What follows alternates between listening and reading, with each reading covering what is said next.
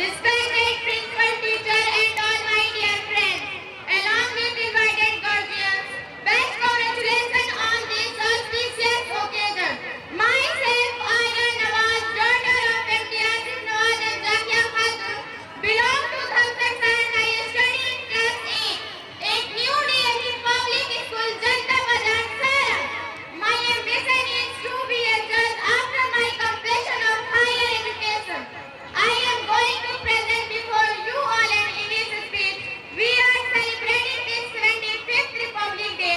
Today is golden day of our Indian Republic Day. थोड़ा जोरदार तालियों से इनका भाषण को सलाम दीजिए।